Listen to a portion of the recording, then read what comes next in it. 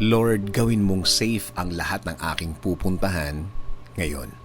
Panginoon, salamat sa bagong araw. Thank you sa mga bagong mga pagkakataon na ibibigay nyo sa akin.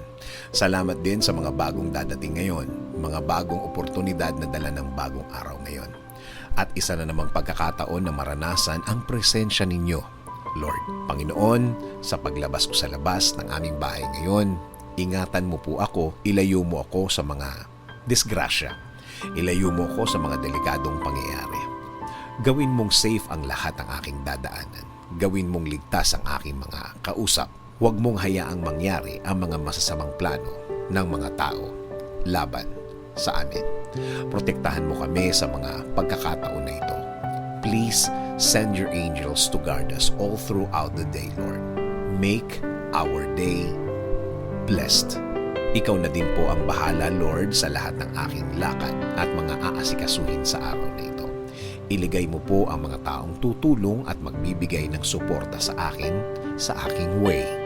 Gawin mo silang instrumento sa pagbibigay ng mga magagandang bagay sa aking mga gagawin ngayon, Lord.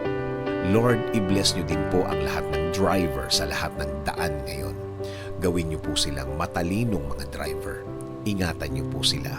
Protektahan niyo din po ang lahat ng kanilang lakad at mga pupuntahan ngayon, Lord. Salamat.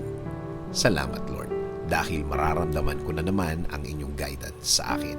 Mararamdaman at makukuha ko na naman ang inyong provision sa araw na ito. Alam ko po kapag sa inyo po nanggaling ang mga bagay na ito, ito po ay hindi magdudulot ng karagdagang problema. Patuloy niyo po akong i-bless ng inyong magandang plano. Alam ko po, Lord, na kapag kayo po ang nagplano, matutuloy po ang lahat. Kaya patuloy mo pong pasukin ang aking buhay. Ini-offer ko na po sa inyo ang araw na ito. Kasama na po ang mga araw na parating.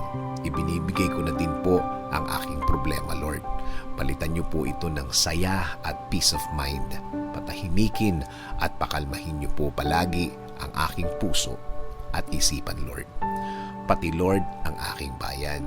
I-lead niyo po ito sa isang maayos at magandang pamamalakad. Patuloy niyo pong i-bless ang mga namumuno sa amin, Lord. Alam namin na kapag ikaw ang sentro ng lahat, mas tahimik at tama ang kinalalagyan ng aming bansa. In Jesus' name we pray. Amen. Sabi nga sa Lamentations 3:22-23, because of the Lord's great love, we are not consumed, for His compassions never fail. They are new every morning. Great is your faithfulness.